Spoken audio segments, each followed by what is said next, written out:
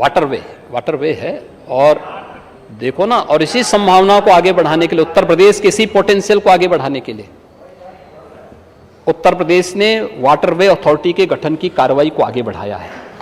Waterway authority का निर्माण हो, इसकी कार्रवाई को आगे बढ़ाया है। प्रदेश के अंदर अन्य जो कार्य हो रहे हैं इनको अच्छे नहीं लगते हैं। मुझे आश्चर्य होता है, नेता विरोधी दल कहते हैं कि उत्तर प्रदेश में कहां पे फ्रेट कॉरिडोर है, डेडिकेटेड फ्रेट कॉरिडोर। मुझे आश्चर्य होता है। आपके इस जनरल नॉलेज के लिए मुझे तो आप पर मुझे तरस आती है सचमुच। दोनों eastern and western dedicated freight corridor दोनों उत्तर प्रदेश से होकर के जा रहे हैं। मैं कहता हूं डेडिकेटेड फ्रेट कॉरिडोर जिस पर कार्रवाई प्रारंभ होनी चाहिए थी और इस पे तेजी लाने का काम कोई किया है तो ये मोदी सरकार की है। प्रधानमंत्री मोदी जी के नेतृत्व में उसके पहले सैंक्शन को आगे बढ़ाया गया था। समाजवादी पार्टी की सरकार सेंटर में थी ही नहीं, आप लाए कहां? इससे ज्यादा कोरा झूठ और क्या हो सकता है कि डेडिकेटेड फ्रेट कॉरिडोर तो कहां न पहुंच गया अभी तक तो।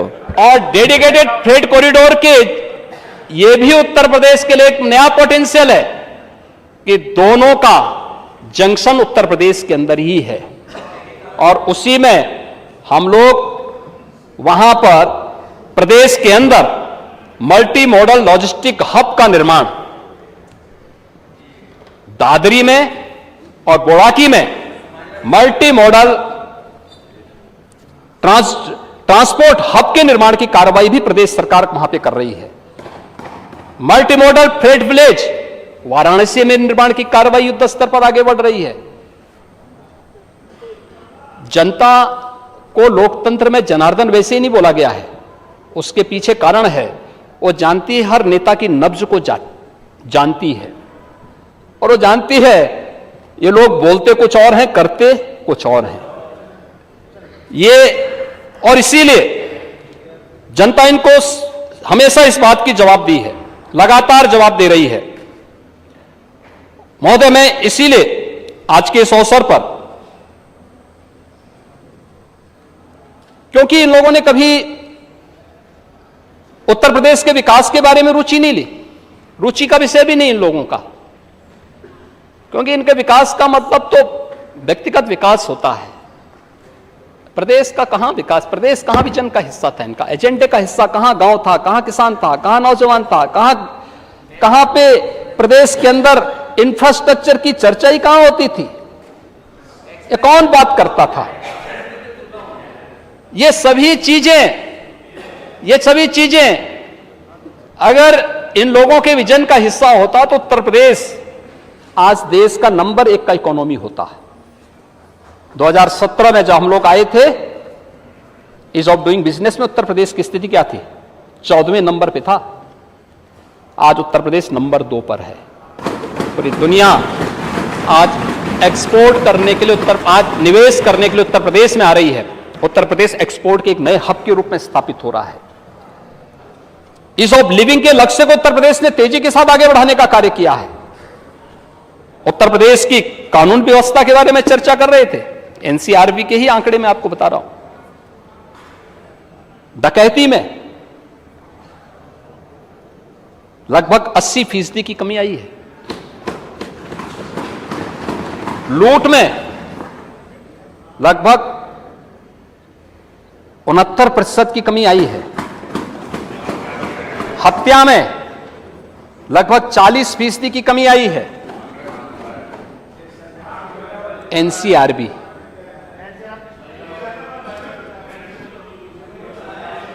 मैं आ रहा हूं उस पे भी भाई, उस पे भी आ रहा हूं भाई। अभी मेरठ की जो बात आपने की है ना, उस पे भी मैं आ रहा हूं। बलवा में लगभग 61% की कमी आई है और रोड होल्डअप में 100% की कमी आई है। फिरौती के लिए अपहरण 70% कमी आई है। ये एनसीआरबी के डाटा है। हमारे पास हर कुछ परमानेंट है। हमारे यहां जो एक बार जो एक बार बनता है वो पूरा कार्यकाल अपना पूरा करता है। लेकिन मैं पूछना चाहता हूं, आपके समय में डीजीपी का कार्यकाल और एक सामान्य प्रशासन की स्थिति क्या थी? एवरेज जिलाधिकारियों की जो, देखिए प्रशासन में जब तक स्टेबिलिटी नहीं आएगी तब तक आप विकास की प्रक्रिया को आगे नहीं बढ़ा सकते। आपके समय में 6 महीने थी, आज एवरेज 18 महीने है। यह पर्याप्त है जानने के लिए। और एवरेज के नियम को भी जानना है तो एक बार चच्चू के पास थोड़ा बैठिए तो और अच्छा गणित समझा देंगे। महोदय, मुझे आश्चर्य होता है, कांवड़ यात्रा में पुष्प वर्षा से भी नेता विरोधी दल को थोड़ा परेशानी हो गई।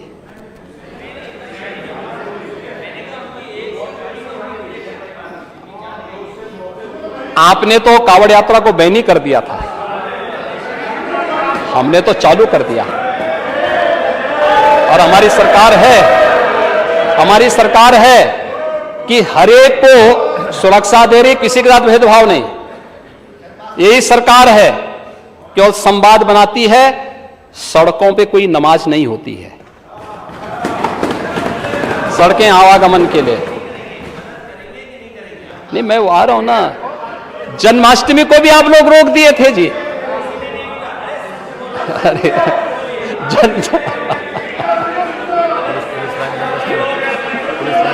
इन्होंने बैन कर दिया था जन्माष्टमी को। जब मैं 17 में आया, मैंने पूछा भी क्या जन्माष्टमी, उन्होंने कहा साहब ये तो सरकार ने बैन लगा रखा है। मैंने कहा क्यों?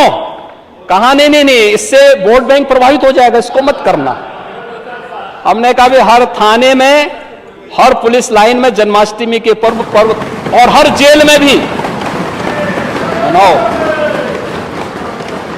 हमने प्रारंभ किया। और मुझे प्रसन्नता है, कांवड़ यात्रा में इस बार पुष्प वर्षा करने के लिए मैं स्वयं गया था और खड़े होकर के मैंने उस दृश्य को देखा था जहां पर भक्ति भाव के साथ 4 करोड़ कांवड़ यात्री श्रद्धालुजन हरिद्वार से जल लेकर के आते हैं। गाजियाबाद के बीच में 4 करोड़ लोग, कोई कानून व्यवस्था की स्थिति नहीं, शांतिपूर्ण तरीके से शिव भक्ति में लीन होकर के सामाजिक समता का एक उदाहरण प्रस्तुत कर रहे थे। उसमें तो उनकी किसी ने जाति नहीं देखी, वे तो हर जाति के लोग थे, हर तबके के लोग थे। बहुत सारी जगह बहुत सारे लोग आए थे। लेकिन नेता विरोधी दल को परेशानी है इस सब में। ये पुष्प वर्षा क्यों हो रही है?